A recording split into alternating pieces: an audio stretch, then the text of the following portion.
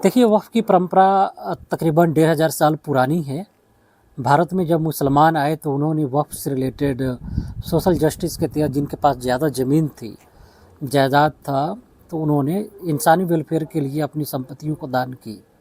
इसके बारे में सिलसिलेवार तरीके से हम कई बार बोल चुके हैं, लेकिन हम मुग़ल पीरियड के बारे में बात करें तो जब बाबर दुनिया से चले गए तो उनकी बीवी ने अपनी पर्सनल संपत्ति और अपनी ज़मीनों को दान में दिया, ताकि वहाँ से जो इनकम हो भारत के गरीबों, मज़दूरों, लाचारों को खिलाया जा सके और इसका सवाब बाबर को मरने के बाद मिल सके। तो उसमें बाज़ाब्ते तौर पे है कि कितने लोगों को खिलाया जाता था, ये बात आप पढ़ेंगे हुमायूँनामा या दूसरी किताबों को तो आपको इसके बारे में मिलेगा। इसके अलावा आराम बाग जो बाबर जहाँ उन्हें मरने के बाद दफनाया गया था, तो वहाँ भी कई रिसाइटर्स जो कुरान के थे उनको खाने पीने 60 से ज़्यादा लोगों के रहने सहने की जो व्यवस्था की गई थी और बाकी लोगों को खिलाया जाता था, तो वो भी वक़्फ़ के तहत आते थे। ताजमहल भी वक़्फ़ के तहत आता है और उसके आसपास जो भी ज़मीनें दान की गई थी उसके जो इनकम आता था वो ताजमहल के देख रेख करने वाले या वहाँ जो गरीब मज़दूर औरतें हुआ करते थे उन्हें दिया जाता था। इस बात को आम लोग नहीं जानते हैं। शाहजहाँ पर्सनली तौर पे 50,000 हर साल खर्च किया करता था और तकरीबन 25,000 औरतों को, 25,000 जो गरीब मर्द होते थे उन्हें दान में दिए जाते थे। तो वक़्फ़ की परंपरा सिर्फ यहीं तक नहीं है कि बसाओं के मकबरे या उनके दरगाह या पीर बाबा की खानका या दरगाह, इतना ही नहीं था, बल्कि irrespective of cast and class था। ब्राह्मण धर्म के मानने वाले जो भी मंदिर टेम्पल थे, चाहे उत्तर प्रदेश हो, बिहार हो या दूसरी अन्य जगहों, तमिलनाडु हो, वहाँ या पूरे ऑल इंडिया लेवल तक ब्राह्मण धर्म के जो भी मंदिर थे या वहाँ जो मठ थे, उन जोगी थे, साधु थे, सन्यासी से, उन सबको ज़मीनें दान में दी जाती थी। इनको मदद मास या सिरगुल या इनाम के तौर पे रखा जाता था। और वक़्फ़ के रिलेटेड मुग़ल परंपरा में जैसे कि ख्वाजा मुइनुद्दीन चिश्ती की दरगाह के लिए मुग़लों ने यानी अकबर ने 18 गांव दान में दिए थे। आपको तो ये बात मालूम ही होगा कि अकबर का बेटा की प्राप्ति चिश्ती संत शेख सलीम चिश्ती के आशीर्वाद से और तकरीबन 14 मरतबा अजमेर शरीफ जाने के बाद उसको एक बेटी की प्राप्ति हुई थी। उसके बाद भी हुआ, तो इस वास्ते उसने 18 गाँव को राजस्थान में अकबर ने दान में किया था। जो वहाँ रहने वाले खाने पीने यानी लंगर में खर्च किए जाते थे या जो दरगाह के केयरटेकर्स थे, जो भी कर्मचारी थे, उन सब पे खर्च किया जाता था। स्टेट जो इन ज़मीनों को दान देता था, चाहे मंदिर हो, मठ हो, मस्जिद हो, मदरसा हो, इसके बदले वे बसा लोग चाहते थे कि आप लोग हमारी दुआ करें और इसके लिए हमारी मदद करें, या हम जब आपके इलाके में आएंगे तो हमारी स्वागत करिए। इससे ये होता था कि आम लोगों में ये मैसेज जाता था कि बादशाह बिना धर्म, जाति, कास्ट सबको मानता है। सुल्तान सिकंदर लोदी को ही देखिए, तो जो 1517 में मरे, तो रैदास को उन्होंने 500 बीघा ज़मीन दी थी। आप इंडियन एक्सप्रेस में इसको पढ़ेंगे तो आपको ये बात पता चलेगा। तो प्रोफेसर इरफान हबीब कहते हैं कि जो भी दरगाह, मदरसे, मस्जिद, मस्क, खानका जो भी ये होते थे, ये वक़्फ़ के तहत आते थे। वक़्फ़ को लेकर आज भारत में कंट्रोवर्सी चल रहा है। कुछ लोग कहते हैं कि ये प्रधानमंत्री नेहरू जी के ज़माने में आया था, कुछ लोग कहते हैं कि अंग्रेज़ों के ज़माने में आया था। हालांकि आम लोग को ये बात पता नहीं है कि इस परंपरा की शुरुआत भारत में 12वीं सदी और उससे पहले इसका ओरिजिन जाता है। यानी ये परंपरा इस्लाम में 1500 साल पुरानी है। इस परंपरा ने मुग़ल काल में गरीबों, वंचितों, शोषितों को पढ़ने और पढ़ाने के लेकर काफ़ी मददगार साबित हुए। कायस्थ नामक जो जाति होती है, वो मुग़ल पीरियड में उसका सोसाइटी का स्टेटस काफ़ी बढ़ा। आप जब रिजले को पढ़ेंगे, हर्बर्ट रिजले की किताब है पीपल्स ऑफ इंडिया, तो उसमें है कि 1817 के बाद जो संस्कृत कॉलेज बंगाल में खुला, तो ब्राह्मणों ने कहा कि कायस्थ चूँकि शूद्र हैं इसलिए वे पढ़ नहीं सकते। हालांकि कायस्थ आज बड़े जाति में शुमार किए जाते हैं, लेकिन उन्हें संस्कृत पढ़ने की अधिकार 1817 तक नहीं थी। आप इस बात को रिजले की किताबों में पढ़ सकते हैं।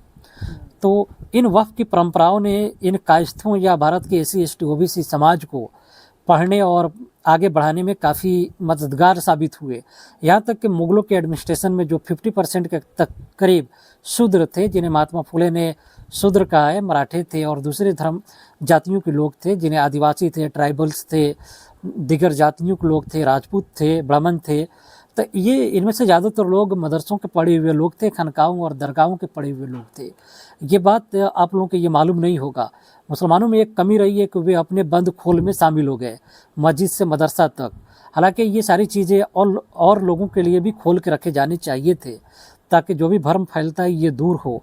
इसके बारे में काफ़ी बताने की ज़रूरत है, आम लोग इसके बारे में नहीं जानते हैं। यूपी में बड़े तादाद पे ज़मीनें मंदिरों को भी दान में दिए गए थे, जिन्हें मदद मास कहते हैं। तो आज एक सल्तनत काल के एक ये सुल्तान हुए शेर शाह, उन्होंने वक्फ तो बजाबते तौर पे हिंदुओं के लिए भी दिया और मुसलमानों के लिए भी दिया, उनका फरमान भी है। प्रोफेसर दिल्ली यूनिवर्सिटी के मतीउर रहमान ने इसके बारे में बजाबते तौर पे लिखा भी है। अगर आप चाहते हैं तो मतीउर रहमान की जो भी सोशल चैरिटी पर किताब ये है, आर्टिकल है, आप उसको पढ़ सकते हैं। अब अकबर के ज़माने में देखें तो जोगीपुरा और खैरातपुरा हुआ करता था, यानी हिंदू सन्यासियों जोगियों के लिए जो ब्राह्मण धर्म के टचेबिलिटी अनटचेबिलिटी कास्ट क्रीड को मानते हैं, उसके लिए जोगीपुरा था, ताकि वे अपने वहाँ खा सकें और वहाँ उनके जिनके पास पैसे कमी है तो अपना गुजारा कर सके। इसी तरह खैरातपुरा भी था, जहाँ जो भी पीर फ़कीर हैं या ये जगह पूरे लोगों के लिए खुले होती थी, बिना रिलीजियस लेवल का ये सारी चीज़ें हुआ करती थी, तो वहाँ वो अपना गुजारा कर सकते थे, उन्हें काफ़ी मदद दी जाती थी। प्रोफेसर मतीउर रहमान कहते हैं कि जिन चीज़ों पे धार्मिक लेवल नहीं था, जिन्हें वफ़ का लेवल नहीं था, उन चीज़ों को 19th और 20th सेंचुरी में अंग्रेज़ों के दौर में काफ़ी चीज़ों को कब्जा लिया गया। वफ़ इसलिए सुरक्षित रहा कि इनके डॉक्यूमेंटेशन काफ़ी हद तक मजबूत थे, सभी का मजबूत नहीं था, लेकिन रिलीजियस लेवल होने के नाते लोगों ने इसको नहीं कब्जाने की कोशिश की। और वक्त में खानका, दरगाह, मजार, मस्जिद, मदरसे, स्कूल, कॉलेज आते थे। अब तो इसके बारे में आपको जानना चाहिए। सूरत के पोर्ट से जो भी इनकम होता था, शाहजहाँ की बेटी ने इसके बारे में बाज़ाब्ते तौर पे लिखा भी है और उसका निशान भी है, ऑर्डर। तो आप उसको पाएंगे कि गरीबों, मज़दूरों और को दवाई और डॉक्टर्स के लिए या इन लोगों के लिए था। वक्फ में कई चीज़ें थी। हज़रत उमर के ज़माने में, प्रॉफेट मोहम्मद के ज़माने में जो वक्फ किया गया, उसका ये भी मकसद था कि जो इमेंसिपेशन ऑफ स्लेवरी, यानी स्लेवरी को ख़त्म करने के लिए और गुलामों को आज़ाद कराने के लिए वक्फ किए जाते थे, ताकि जो गुलाम हैं उन्हें आज़ाद हो सके और साथ में किसी को गुलाम नहीं बनाया जा सके। ये सोशल जस्टिस के तहत कंसेप्ट में आता है। मुग़ल पीरियड में आप देखें तो यहाँ तक के चंडाल लोग, प्रोफेसर फ़रहत नसरीन ने भी लिखा है और दूसरे हिस्टोरियंस, यहाँ तक कि आइन अकबरी में अबू फजल लिखता है कि अकबर के महल के सिक्योरिटी देने के लिए दलित हुआ करते थे। वो बजाब्ते तौर पे जाति का भी नाम लिखता है। तो अगर आप जेट सिक्योरिटी या किसी एम्पायर को सुरक्षित देने के लिए आप लिए जाते हैं, तो इसके लिए आपको पढ़ना लिखना ज़रूरी था। आप समझिए, बड़े बड़े एडमिनिस्ट्रेशन में आदिवासी जो आगे तक बढ़े, यहाँ तक कि औरंगजेब के ज़माने में दिल्ली यूनिवर्सिटी के पब्लिकेशन है मध्यकालीन भारत भाग 2, उसमें है कि औरंगजेब के ज़माने में आदिवासी, यहाँ तक कि आज जिन्हें एसटी कहा जाता है, 5000 फौज के कमांडर बनाए गए। यहाँ तक कि उस आदिवासी ने अपने इलाके में नमाज पर भी, अजान देने पर रोक लगा दी थी, हालांकि उसे औरंगजेब ने 5000 फौज का कमांडर बनाया। तो चंद्रभान बर्मन की किताब है चार चमन, इसको पढ़िए। और एनसीईआरटी की किताब है 12th की, भारत सरकार की थीम्स ऑफ मिडिवल इंडिया, यानी मध्यकालीन भारत विषय वस्तु, उसको भी पढ़ेंगे तो आप पाएंगे कि कास्ट और क्रीड और बिना लोअर और अपर कास्ट देखे सारे लोग मुग़ल एम्पायर में थे और उन सबको इन्हीं खानकाहों, दरगाहों से पढ़ाया गया था। राजा राम मोहन राय तो एक बड़े एग्जाम्पल आते हैं जो मदरसा से पढ़े थे और आधुनिक भारत के पितामह माने जाते हैं। तो जो भी उर्दू फारसी मुग़लों के कोर्ट में एडमिनिस्ट्रेशन का हिस्सा ज़बान था, वो सब मदरसे में पढ़ाए जाते थे। हिंदुओं के लिए भी संस्कृत की व्यवस्था की गई और मुग़ल कल्चर में संस्कृत का प्रमोशन हुआ। आप एंड्रयू तुर्स्की की किताब पढ़ेंगे, संस्कृत इनकाउंटर, तो आपको ये इसके बारे में पता चलेगा। इसके अलावा जहांआरा के बारे में बता दिया। मुग़ल एम्पायर इस बात की व्यवस्था करता था कि जो विडो हैं, जो विधवा हैं, तो उन लोगों को एलेवेंस दिए जाते थे, यानी विधवा पेंशन दिए जाते थे, ताकि इनकी अपनी पर्सनल गुजारा हो सके। बिना कास्ट क्रीड के मुग़ल एम्पायर ये भी सोचता था कि जो कम उम्र की औरतें हैं वो सती न हो, जिंदा न जलें, तो उन्हें भी पेंशन का मिलता था। इसका बर्नियर ने भी लिखा है, ताकि, और आशीष नंदी ने भी लिखा है, महान सोशियोलॉजिस्ट। तो लंगर के ये वफ़ की कंसेप्ट काफ़ी ब्रॉडर वे में है और वफ़ की 3 किस्में हैं। एक है सदका जारिया, यानी नहर, कुआं, तालाब बनवा देना, पेड़ लगवा देना, इसके आम इंसानियत के वेलफेयर के लिए था। इस्लाम में कहा गया है साफ तौर पे कि ईश्वर एक है और उसने पूरी इंसानियत को क्रिएट किया, तो सारे एक माँ बाप की औलाद हैं, तो उन सबकी वेलफेयर करने की बात की गई है। ख्वाजा मुइनुद्दीन चिश्ती ने भारत में इसी परंपरा को फैलाया कि जब ईश्वर एक है और उसके सूरज चांद और उसकी नदी सबको एक समान सबको पानी देते हैं, रोशनी देते हैं, तो इंसानों का ये हक नहीं है कि वे किसी से भेद कर सके। इसीलिए तो उन्हें गरीब नवाज कहा गया और उनके भारतीय सोसाइटी में काफ़ी इज्जत मिली। तो लंगर ने भी काफ़ी असर किया भारतीय सोसाइटी की टचेबिलिटी अनटचेबिलिटी पर। मुग़लों ने भी, जहांगीर और शाहजहां और अकबर ने भी कई तरह के वक्फ से रिलेटेड परंपराओं को उसको जारी रखा और उनको इंस्टीट्यूशनलाइज किया। औरंगजेब के ज़माने में भी कई दिलचस्प किस्से मिलते हैं। एक हिंदू और औरत और औरंगजेब और वक्फ से रिलेटेड इस पर एक वीडियो भी है हमारे सर के चैनल पे, आप उसको देख सकते हैं। तो ये काफ़ी ब्रॉडर सेंस में है, जिस पे जितना ही बोला जाए वो कम पड़ेगा। ख्वाजा मुइनुद्दीन चिश्ती के दरगाह में हिंदू मुतवल्ली यानी मैनेजर हुआ करते थे। इसके एग्जाम्पल भी मिलता है, जैसे कि बाबा अभय राम बैरागी भी दावा करते हैं अपने पटिशन में कि हमारे गुरु को भी दरगाह की तरफ से पैसे मिलते थे गैबी राम को, तो हमें भी मिलना चाहिए। और वो कहते हैं कि 1773 से लेकर 1819 तक मिला है, तो इसको आगे तक जारी रहना चाहिए। तो दरगाहों का ये एक सेकुलरिटी थी और ये बातें हैं।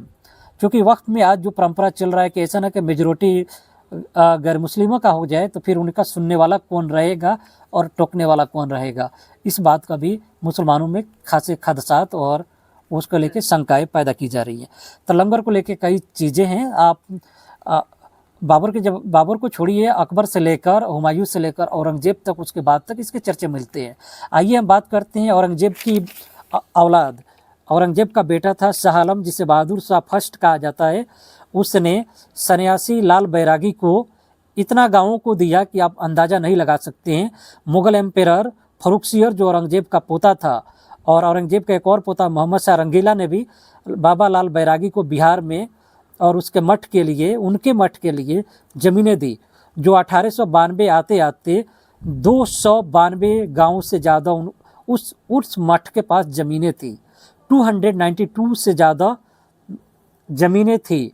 तो ये सारी चीज़ें हैं जिसको जानना चाहिए। रिस्पेक्टिव ऑफ कास्ट क्लास्ट मुग़ल सल्तनत हर किसी को दिए जाते थे।